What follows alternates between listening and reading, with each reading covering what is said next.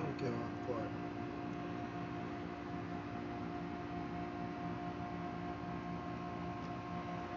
I mean, it's been worked on before.